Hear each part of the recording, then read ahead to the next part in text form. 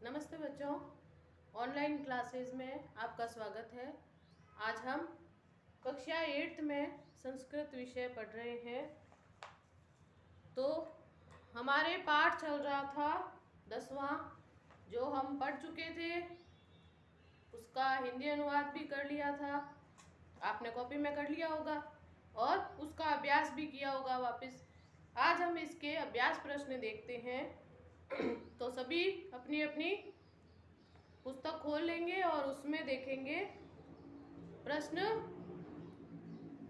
अधोलिखित प्रश्नानाम उत्तराणि एक पदेन लिखत। नीचे लिखे प्रश्नों के उत्तर आपको एक पद में देना है, अर्थात एक शब्द में आपको उसका उत्तर देना है। पहला प्रश्न, नृणाम संभवे कौ क्लेशम सहेते।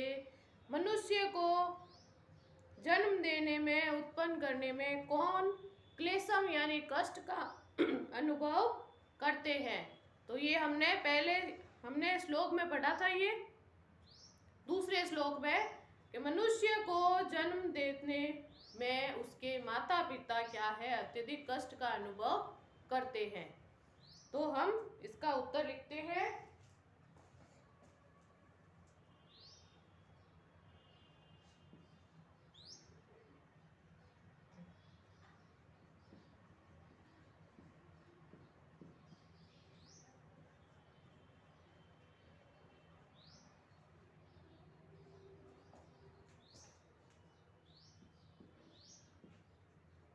एक पदेन उत्तरम लिखत, इसका पहला प्रश्न है।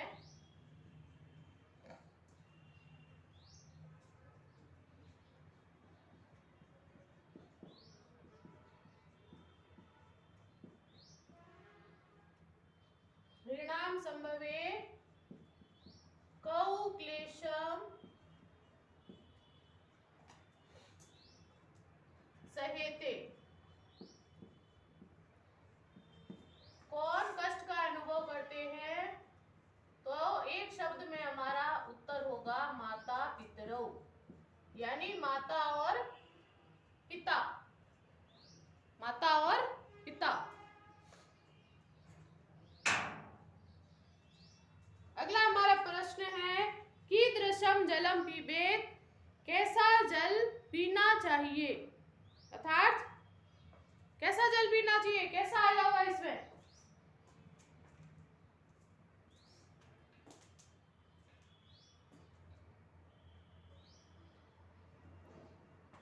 वस्त्र पूतम, अर्थात वस्त्र से छानकर। कीदृशम जलम पिबेत, उत्तर हमारा है वस्त्र पूतम, वस्त्र से छानकर।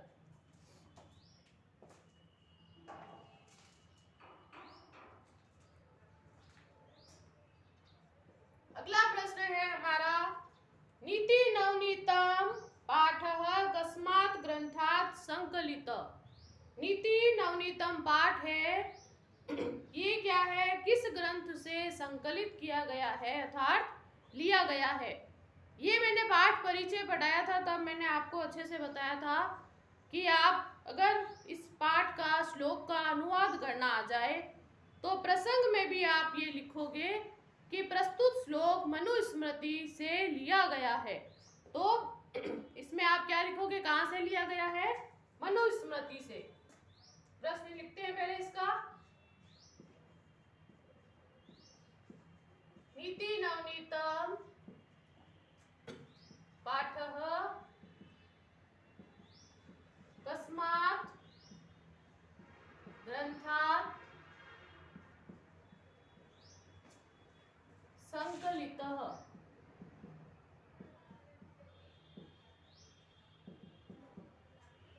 उत्तर हमारा एक शब्द में उत्तर क्या होगा?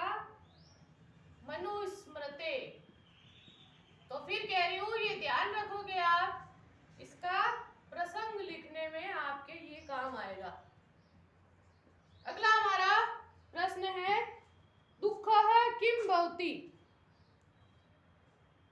कीदृशी वाचम वदेत, कैसी वाचम यानी वाणी, वदेत यानी बोले। कैसी वाणी बोले, हमने क्या पढ़ा था? पहले प्रश्न लिखते हैं, कीदृशी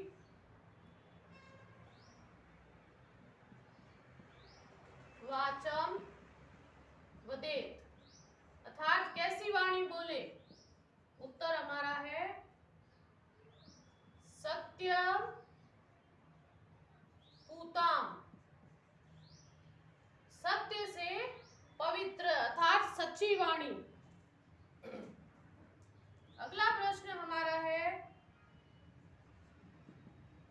दुखम किम भवति, दुख क्या है? ये भी हमने पढ़ा था, दुख क्या है? सब प्रकार से दूसरे के वश में होना, अर्थात दूसरे के अधीन होना, परवश होना क्या है? सबसे बड़ा दुख है। संक्षेप में दुख की परिभाषा है। तो हमारा उत्तर है परवशम, अर्थात दूसरे के अधीन होना ही क्या है? दुख है।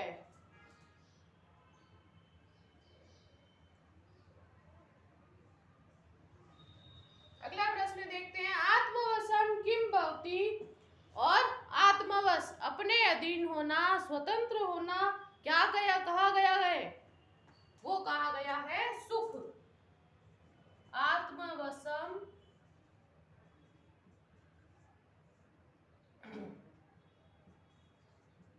किम भवति, अपने वश में होना क्या कहा गया है? वो कहा गया है सबसे बड़ा सुख, सुखम। तो ये हमारा हुआ इस प्रश्न का उत्तर।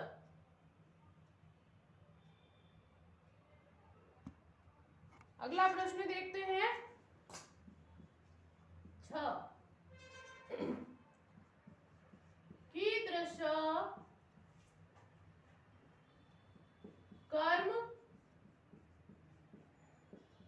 समाचरेत, अर्थात कीदृश यानी कैसे, कर्म यानी कार्य, समाचरेत यानी करने चाहिए, अर्थात आचरण में हमें लाने चाहिए। कैसे कर्म करने चाहिए? मनः पूतम, अर्थात जिससे हमारा मन पवित्र हो, मन से जो पवित्र है ऐसा हमें आचरण करना चाहिए। तो इस प्रकार से ये हमारे हो गए एक पद में उत्तर देने वाले प्रश्न उत्तर। अगला दूसरा हमारा प्रश्न है, पूर्ण वाक्य, पूर्ण वाक्य उत्तरम लिखत, अर्थात पूरी पंक्ति में प्रश्न को साथ में मिलाते हुए पूरी पंक्ति में आपको प्रश्न का उत्तर देना है। पहला हमारा प्रश्न है, पाठे अस्मिन्, अर्थात अस्मिन् यानी इस, पाठे यानी पाठ में, सुख दुखयो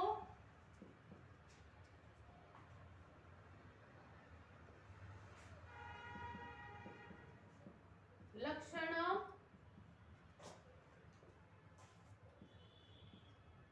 उत्तम, अर्थात सुख और दुख का लक्षण बताइए।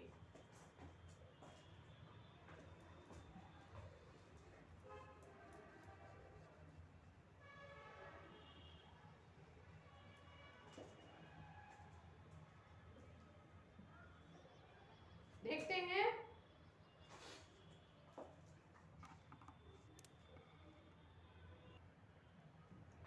इसमें आप देखोगे, पाठे अस्मिन् सुख दुखयो लक्षणम उक्तम, इस पाठ में सुख और दुख का क्या है, लक्षण क्या बताया गया है, यानी सुख दुख की परिभाषा या उसका लक्षण। पाठे अस्मिन् उक्तम, इस पाठ में प्रश्न वैसे लिखेंगे इतना, पाठे अस्मिन् उक्तम, इस पाठ में सर्वम परवशम दुखम, सब प्रकार से परवशम दूसरे के वशीभूत होना, अधीन होना क्या है? दुखम यानी दुख।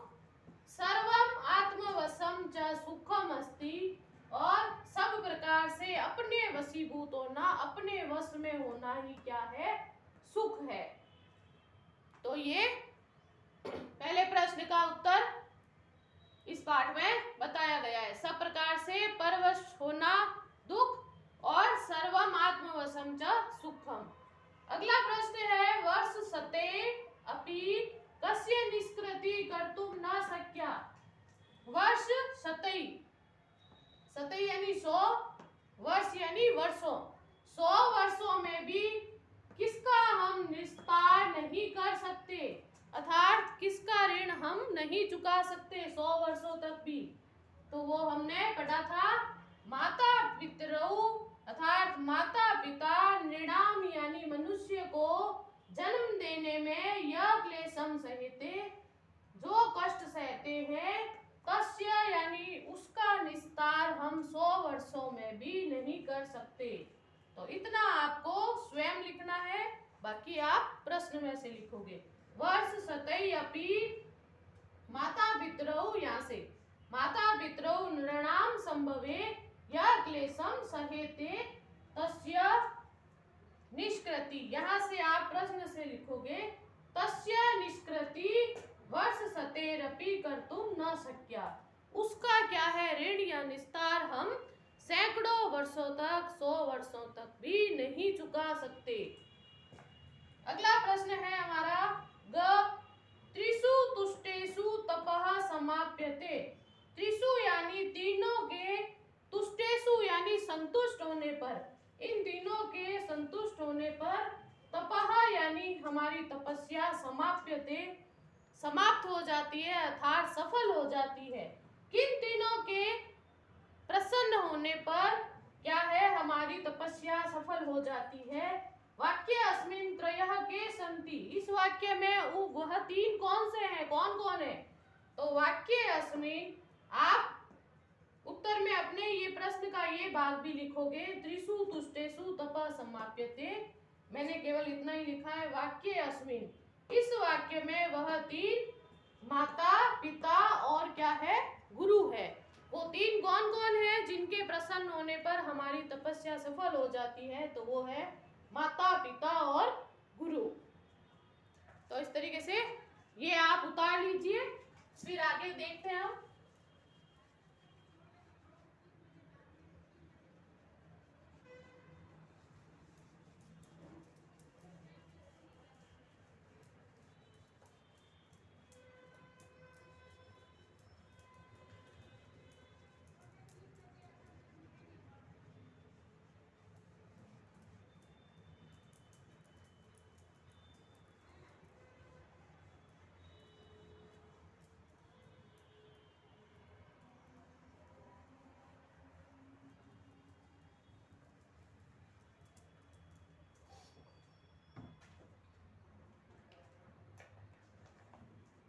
अब अगला प्रश्न हमारा है घ।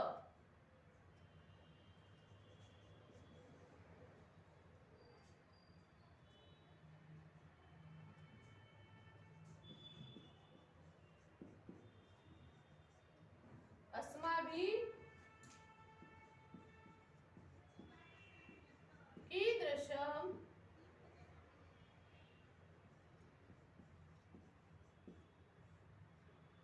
कर्म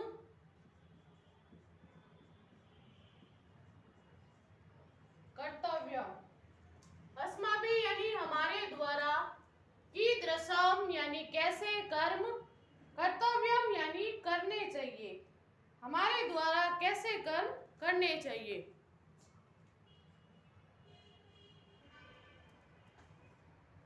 आगे देखिएगा, अस्माभिः कीदृश कर्म कर्तव्य, हमारे द्वारा कीदृश यानी कैसे कर्म या कैसे कार्य करने चाहिए। तो यत् कर्म कुर्वत, जिस काम को करते हुए आत्मनः परितोष, यानी हमारी अंतर आत्मा क्या है, संतुष्ट हो। अस्माभिः तत् कर्म कर्तव्यम, हमें वैसे ही कर्म करने चाहिए।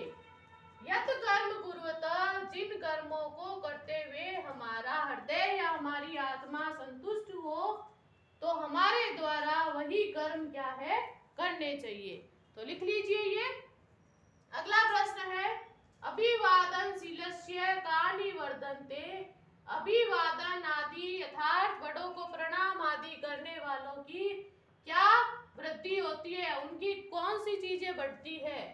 तो हमारा उत्तर है अभिवादनशीलस्य आयु विद्या यशः बलम च एतानि चत्वारि वर्धन्ते, यानी अभिवादनशील व्यक्ति की आयु विद्या यश और बल, ये 4 चीजें बढ़ती है। अगला प्रश्न, अंतिम प्रश्न है इसका, च सर्वदा केसाम प्रिय कुर्यात्। सर्वदा यानी सब प्रकार से, केसाम यानी किन लोगों का हमें प्रिय करना चाहिए, अर्थात किन लोगों का हमेशा हमें प्रिय या अच्छा करना चाहिए।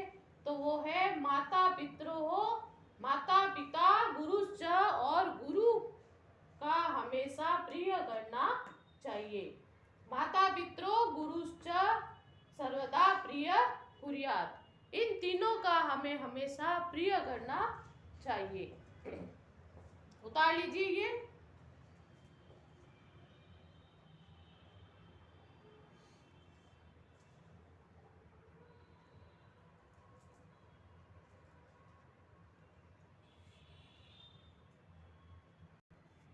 अब क्या है, तीसरा प्रश्न है हमारे सामने, स्थूल पदान्य अवलंब्य प्रश्न निर्माण कुरुत, अर्थात जो गहरे अक्षरों में लिखे हुए शब्द है उनके आधार पर आपको क्या है, प्रश्न निर्माण करना है, प्रश्न बनाना है। अर्थात पहला है वृद्धोपसेविनः, तो ये गहरे अक्षरों में लिखा हुआ है, तो इसे हटा के हमें कौन सा शब्द लिखना है जिससे क्या है, ये हमारा उत्तर प्रश्न में बदल जाए। वृद्धों की सेवा करने वाले की आयु विद्या यश और बल नहीं, अच्छा, प्रश्न निर्माण कुरुत, तो बल नहीं बढ़ते। वृद्धोपसेविनः, न को हटा दीजिए आप, बलम वर्धन्ते, न को काट दीजिए, गलती से छपा हुआ है। तो वृद्धोपसेविना, वृद्धों की सेवा करने वाले व्यक्ति की आयु विद्या और यश बल बढ़ते हैं। तो वृद्धोपसेविना हटाएंगे तो क्या आएगा, कस्य सेवा, तीसरे का प्रश्न निर्माण, क लिखेंगे आप, वृद्धोपसेविना की जगह कस्य, किसकी, क्या है, आयु विद्या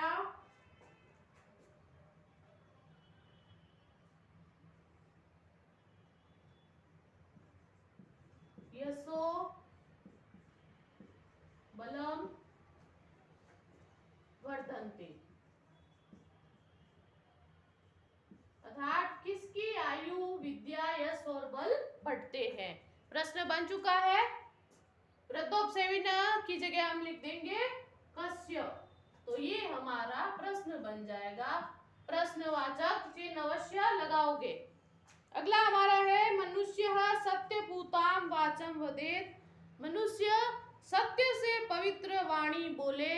सत्यपूताम हटाएंगे तो क्या होगा, कैसी वाणी बोले, और कैसी के लिए हम लिखेंगे शब्द कीदृशी। मनुष्य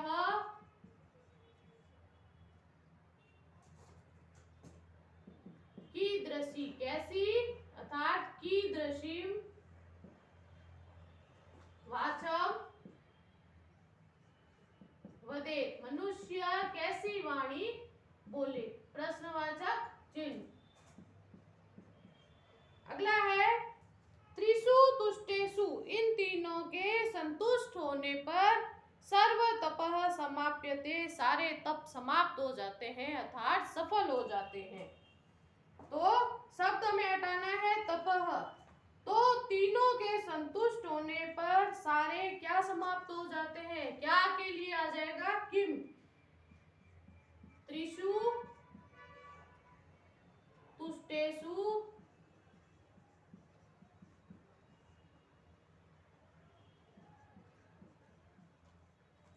सर्व।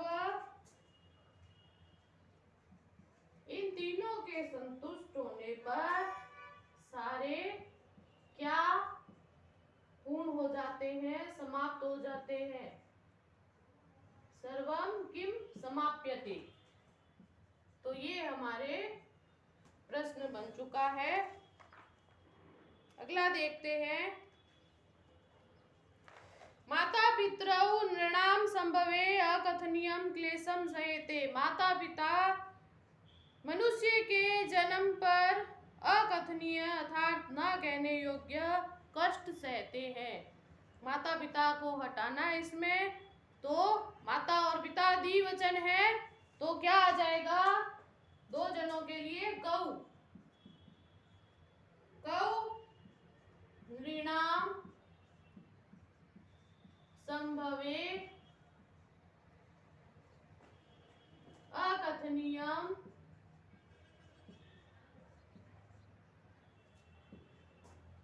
क्लेशम सहेते।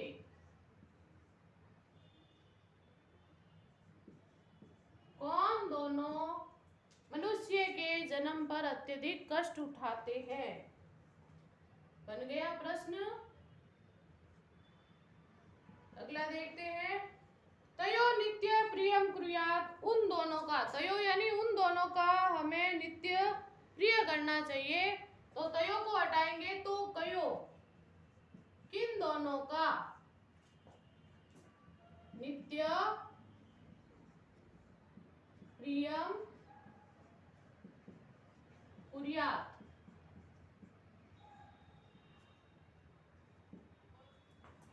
ये बन गए प्रश्न।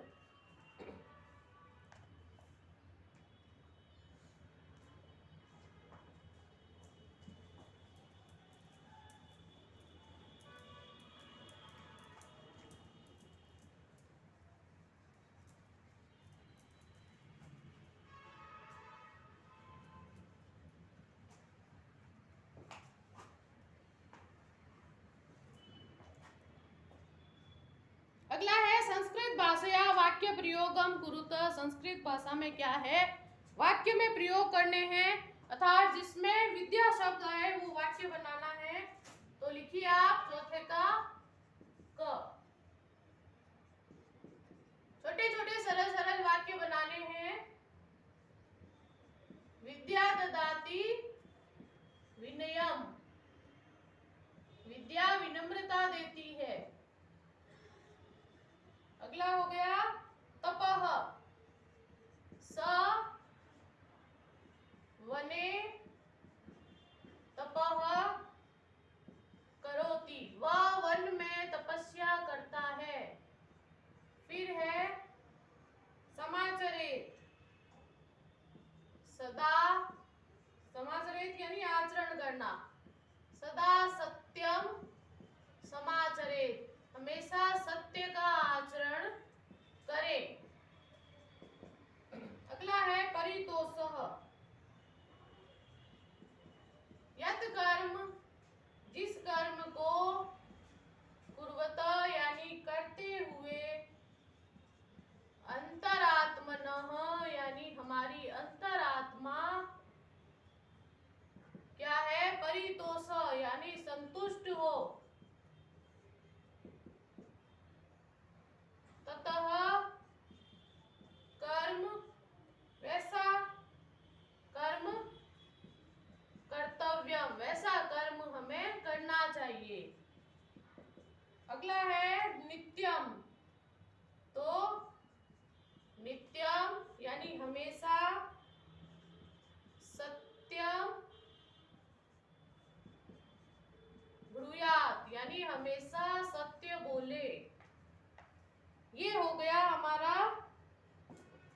प्रश्न अब है शुद्ध वाक्यानाम समक्षम आम, अशुद्ध वाक्यानाम समक्षम नेव इति लिखत।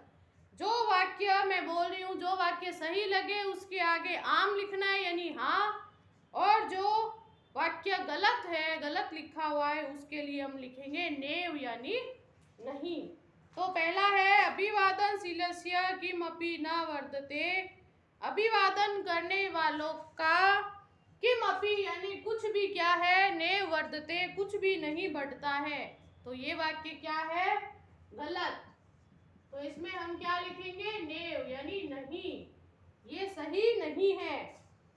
अगला है माता पितरौ नृणाम संभवे कष्टम सहेते। माता पिता मनुष्य को जन्म देने में कष्ट सहन करते हैं।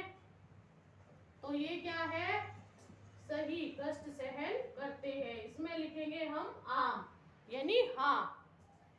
अगला है आत्मवशम तु सर्वमेव दुखम अस्ति। अपने वशीभूत होना सब प्रकार से दुख है नहीं, क्योंकि अपने वश में रहना सब प्रकार से क्या है, सुख होता है, दुख नहीं होता। तो इसके आगे हम लिखेंगे नेव। येन पितरौ आचार्यः च संतुष्टा तस्य सर्वं तपः समाप्यते। जिससे पितरौ यानी माता पिता और आचार्य संतुष्ट होते हैं, उससे क्या है, सभी तप हमारे सफल हो जाते हैं। तो ये वाक्य क्या है, सही है। तो इसके लिए हम लिखेंगे आम कि माता पिता और आचार्य के संतुष्ट होने पर हमारे सभी तप क्या है, पूर्ण हो जाते हैं। हाँ। मनुष्यः सदैव मनः पूतं समाचरेत्। मनुष्य हमेशा ही मन से पवित्र होकर आचरण करे। तो वो क्या है, सही। तो इसमें भी हम लिखेंगे आम। अगला है मनुष्य सदैव तदैव कर्म कुर्यात्। मनुष्य हमेशा वैसा कर्म करे जिससे अंतरात्मा क्या है, तुष्यते यानी संतुष्ट हो। तो ये भी वाक्य क्या है, सही है। इसमें भी हम लिखेंगे आम यानी सही। अगला है समुचित पदे रिक्त स्थानानि पूरयत्। उचित पद से क्या है, रिक्त स्थान भरिए। तो ये आपके जो किताब में आपने श्लोक पढ़े हैं उन्हीं में से है। उसमें जो शब्द छूटा हुआ है वो आपको टिक करना है। तो वो प्रश्न देखिए, क है माता पितरौ तपसः निष्कृति। माता पिता के क्या है, तप का निस्तार नहीं कर सकते। माता पिता जो कष्ट उठाते हैं उसका हम ऋण नहीं चुका सकते। कब तक, 10 वर्षों तक, 60 वर्षों तक, या 70 100 वर्षों तक। तो इसका उत्तर हमारे हो जाएगा, इसमें वर्ष 70 पे आप टिक करोगे और इसमें भरोगे। ठीक है। अगला है नित्य वृद्धोपसेविनः। नित्य वृद्धों की सेवा करने वाले की बढ़ती है। कितनी चीजें बढ़ती है, चत्वारी, पंच या षट। तो ये आपने अच्छे से पढ़ा है, क्या बढ़ती है, चत्वारी यानी 4 चीजें। अगला है त्रिषु तुष्टेषु। इन तीनों को संतुष्ट करने पर सफल हो जाते हैं। जप, तप या कर्म। तो आ जाएगा तपः, अर्थात हमारे तप।